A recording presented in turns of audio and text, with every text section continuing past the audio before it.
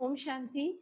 आज 5/6/2026 चे साकार मुरलीचे महावाक्य शुक्रवारचे. आज बाबांनी सांगितलं की ईश्वर सर्व शक्तिवान आहे, मग त्यांच्या यज्ञात विघ्न का पडतात? मुलं सर्व बाबांचीच आहेत, पुरुषार्थ सर्वच जण करतात, पण नंबरवार का आहेत? आणि मग बाबांनी भक्तीमधील विविध अध्याय आणि गोष्टींचे अर्थ आज महावाक्यांमध्ये सांगितलेले आहेत. चला तर मग आजचे महावाक्य ऐकूया. गोड मुलांनो, बाबांच्या सोबत तेव्हाच जाता येईल जेव्हा या जुन्या दुनियेपासून बेहदचे वैराग्य होईल. प्रश्न: भगवान शक्तिशाली असूनही त्यांच्या रचलेल्या यज्ञात विघ्न का येतात? उत्तर आहे, कारण रावण ईश्वरापेक्षाही तीव्र आहे. जेव्हा त्याचे राज्य हिसकावून घेऊ इच्छितोय, हिसकावून घेतले जात आहे, तेव्हा तो विघ्न तर टाकेलच ना. सुरुवातीपासूनच ड्रामानुसार या यज्ञात विघ्न पडतच आलेले आहेत व पडणारच. आम्ही पतित दुनियेपासून पावन दुनियेत ट्रान्सफर होत आहोत, तर जरूर पतित मनुष्य विघ्न टाकणारच ना. आजचं गीत आहे, ओ दूरचे प्रवासी आम्हालाही सोबत न्या ना. ओम शांती. जसे वेद, शास्त्र इत्यादी भक्तीचे विविध रस्ते आहेत, भक्तीचे रस्ते दाखवतात, तसे बाबा म्हटले गीतेमध्ये सुद्धा थोडासा रस्ता दाखवलेला आहे. शास्त्रांच्या गोष्टी ऐकणे हे तर कणरस आहे. आपण आत्मा दूर देशाहून आलो आहेत. शांतीधाम हे आत्म्याचं खरं घर आहे. पुढे बाबा सांगतात, शिवबाबा म्हणतात, मी तात्पुरता जीव आत्मा बनतो, तुम्ही मात्र स्थायी जीवात्मा बनता. अर्थात पुनर्जन्म घेतो आणि शरीर धारण करतो. परमात्मा तात्पुरता जीवात्मा बनतात. बाबा म्हणतात, सर्वात मोठे बंधन आहे स्वतःला आत्मा समजणे. भक्तीतही पतित पावन परमात्म्याला आठवण करतात ना. बाबा म्हणतात, असे कुणी पण सोबत जाऊ शकत नाही. कुणी कोणाला वर परमधाम मध्ये सोबत घेऊन जाऊ शकत नाही, जोपर्यंत जुन्या दुनियेचं वैराग्य येत नाही. शिवबाबा सुद्धा आपल्याला सोबत घेऊन जाण्यासाठी आलेले आहेत, पण जाता काय येत नाहीये, जोपर्यंत पूर्ण वैराग्य येणार नाही, बेहदच जुन्या दुनियेचं वैराग्य. आता तुम्ही नंबरवार पुरुषार्थानुसार जाणता की आम्ही शिवबाबांची मुले आहोत, आम्ही ईश्वरीय फॅमिलीतले आहोत, ईश्वरीय परिवारातले आहोत. पण बाबा म्हटले नंबरवार जाणतात. ही शिवबाबाची खूप मोठी फलटण आहे. फलटण म्हणजे खूप सारी आत्मे बाबांची मुले आहेत.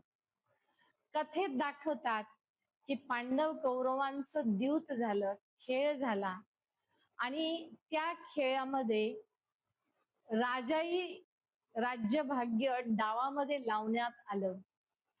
आणि मग दाखवतात की पांडवांना वनवास झाला आणि अस्त्र शस्त्र त्यांनी वनवासामध्ये लपवून ठेवले. बाबा म्हणले, अशा खूप साऱ्या दंतकथा आहेत. राज्य न पांडवांचे आहे न कौरवांचे. पांडव आणि कौरव भाऊ आहेत, भावाभावांचेच युद्ध दाखवले. बाबा म्हटले, आणि युद्धाच्या शेवटी काय दाखवलं की 5 पांडव उरले, वाचले, बाकी सर्वांचा विनाश झाला, आणि 5 पांडवांसोबत एक कुत्रा दाखवला. आणि हे 5 पांडव सुद्धा पहाडावरती जाता जाता गळून मेले, मृत्युमुखी पडले. पण सोबत कुत्रा जो होता तो आणि युधिष्ठिर हे मात्र स्वर्गामध्ये गेले. तर बाबा म्हणले या प्रत्येक गोष्टीचा एक आध्यात्मिक अर्थ आहे. ते दुनियावाले जाणत नाहीत, फक्त कथा वाचतात, ऐकतात आणि समजतात की असं कधीतरी झालं होतं. पण बाबा म्हणतात की याचा रहस्य अर्थ तुम्ही मुले जाणता. पुढे बाबांनी सांगितलं, गृहस्थीसाठीच म्हणतात की कमल फूल समान राहा. कन्या आणि कुमारांसाठी असं म्हणत नाहीत की तुम्ही गृहस्थात राहून कमल फूल समान राहा. कन्या आणि कुमार यांच्यासाठी बाबा म्हणतात की लग्न करू नका. कारण गृहस्थीमध्ये पडलेले जे आत्मे आहेत त्यांनाच कमळासारखं न्यारं बनायचं आहे आणि जे निर्बंधन आहेत त्यांना पुन्हा बंधनामध्ये फसायचं नाही. बाबा म्हणले हे शाळा पण आहे, हे घर पण आहे आणि सोबत हे सत्संग सुद्धा आहे. कारण इथे अभ्यास आहे, इथे मात पिता आणि मुलं आहेत म्हणून घर आहे आणि इथे रोजचा बाबा आपल्याला एक विविध गोष्टी विविध बाबी सांगतात म्हणून हे सत्संग सुद्धा आहे. अनेक जन्माचा अंतिम वेळ चालू आहे. पुढे बाबा सांगतात, सुईवरती जंक चढतो आणि तो जंक जोपर्यंत काढला जात नाही तोपर्यंत चुंबक त्याला खेचत नाही. त्याच पद्धतीने आत्म्यावर अनेक जन्माचा मळ जमा झालेला आहे, कचरा जमा झालेला आहे. तो जसा जसा आपण ईश्वराच्या आठवणीने उतरवणार तसा तसा आत्मा परमात्म्याप्रती आणखीनच आकर्षित होणार, ईश्वरीय प्रेमाचा अनुभव करू शकणार. म्हणून बाबांनी पुढे सांगितलं, योग असेल तर शिवबाबा सुद्धा खेचतील. बाबा म्हणले, भले काहीही करा, मरा, पण आम्ही तुमचा दरवाजा सोडणार नाही, असा दृढ संकल्प करा. सागराच्या किनारी मुले आले आहेत रिफ्रेश होण्यासाठी. आत्मा बाबांजवळ आलेली आहे फ्रेश होण्यासाठी. पुढे बाबा सांगतात, शास्त्रांमध्ये असं लिहिलेलं आहे की श्रीकृष्णाने 16,108 कन्यांना पळवले आणि मग पटराणी बनवले. याचाही अर्थ बाबा सांगतात की श्रीकृष्ण बनणारी आत्मा यांच्या शेवटच्या शरीरात निराकार परमात्मा येतात आणि काही निवडक आत्म्यांना पटराणी बनवण्यायोग्य लायक बनवतात. त्याचं गायन केलेलं आहे भक्तीमध्ये. पुढे बाबा म्हणतात, श्रीकृष्णाला सर्प अर्थात सापानी चावले आणि मग श्रीकृष्ण काळे झाले, श्याम झाले. तर बाबा म्हणले सर्प अर्थात 5 विकार, 5 विकारांनी आत्म्याला डसले, आत्म्याला चावले आणि आत्मा तमोप्रधान होत गेली. पुढे बाबा सांगतात की श्रीरामांची सीता चोरीला गेली. अशा खूप साऱ्या कथा शास्त्र पुराणामध्ये लिहिल्या, परंतु त्याचा यथार्थ आणि खरा अर्थ कुणीही जाणत नाही. बाबा म्हणतात, बांधलेली मातांची चिठ्ठी येते, परंतु बाबा म्हणतात की द्रौपदी एक नाहीये, द्रौपदी अनेक आहेत, ज्यांना परमात्म्याने रक्षण केलं, वाचवलं. बाबा म्हणतात नेहमी हर्षित राहा. तर ज्ञानाचा डान्स सुद्धा हर्षित मुलांच्या समोर खूप चांगला होईल. हर्षित मुले ज्ञानाचा डान्स सुद्धा चांगला करू शकतील, अर्थात अनेकांना ज्ञान सांगू शकतील. अच्छा, गोड गोड मुलांप्रती खूप दिवसापासून दूर झालेले पुन्हा येऊन भेटलेल्या मुलांप्रती मातपिता बापदादांची सुमधुर आठवण, सुप्रभात आणि नमस्ते. आत्मिक पित्याची आत्मिक मुलांना नमस्ते. आपणही म्हणायचंय, आत्मिक मुलांची आत्मिक पित्यास नमस्ते. नमस्ते. आजचा धारणेसाठी पहिला पॉइंट आहे, ज्ञान आणि योगात मजबूत बनायचे आहे. जर कोणतेही बंधन असेल तर ते बंधन जाणून घेऊन, जाणून बुजून त्यातून निघायचं आहे. जाणून बुजून बंधनात फसायचे नाही. बाल ब्रह्मचारी होऊन राहायचे आहे. दुसरा पॉइंट आहे, आता आत्म्याची चढती कला आहे. सर्व दुःख दूर होणार आहे. श्राप मिटवून टाकायचे आहे आणि बाबांकडून वारसा हक्क घ्यायचा आहे. बाबा व वारसा हक्क याच्या आठवणीमध्ये अपार आनंदामध्ये राहायचे आहे.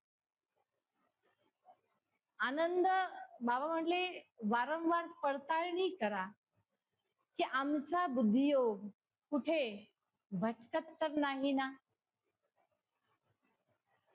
वरदान आहे आजचं, सामावून घेणे व सामना करण्याच्या शक्तीद्वारे सेवेत सफलता प्राप्त करणारे सेवाधारी भव. खूप सुंदर वरदान. सामना करण्याची शक्ती आणि सामावून घेण्याची शक्ती, याद्वारे सेवेमध्ये सफलता प्राप्त करणारे रुहानी सेवाधारी भव. बाबा म्हणतात सेवेतच सुरक्षा आहे. सेवा हे आत्म्याचं सुरक्षा कवच आहे. मनसा वाचा कर्मना एक सेकंद जरी बाबा म्हणले रेस्ट नाही घेत तर आपोआपच बेस्ट बनत जाणार. वाईट संस्कार सामावून घ्यायचे आहेत आणि मायाशी सामना करायचा आहे. दैवी परिवाराशी सामना नाही करायचा, मायाशी सामना करायचा आहे. असे नॉलेजफुल मुले पॉवरफुल बनतात आणि तेच खरे आत्मिक सेवाधारी आहेत. आजचा सुविचार, छोट्या गोष्टीला मोठे करू नका, वातावरणाला शक्तिशाली बनवा. कधी कधी छोट्या गोष्टींचं आपण खूप चिंतन मंथन वर्णन करतो आणि मोठी करतो. बाबांनी आज स्पष्ट सांगितलं, छोट्या गोष्टीला मोठं करू नका आणि वातावरणाला शक्तिशाली बनवा.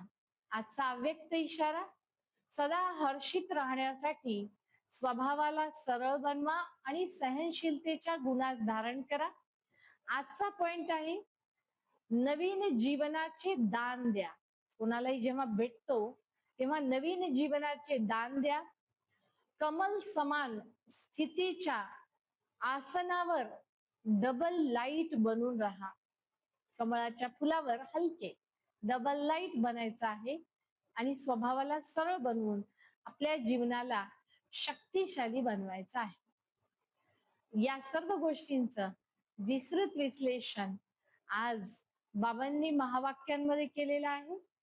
तर आज होमवर्कच्या रूपात आपल्याला बेहदचं वैराग्य धारण करायचं आहे. कमल फुल समान न्यार वेगळं राहायचं आहे. ज्ञान योगात मजबूत बनायचं आहे आणि बाबाकडून संपूर्ण वारसा हक्क घ्यायचा आहे. आणि बाबा म्हणले की शक्तिशाली आत्मा बनून अनेकांना शक्तीचं दान करायचं आहे. तर याचं विस्तृत विश्लेषण आज बाबांनी महावाक्यांमध्ये केलेलं आहे. आज हा ग्रहपाठ आपण नक्की पूर्ण करूया. ओम शांती.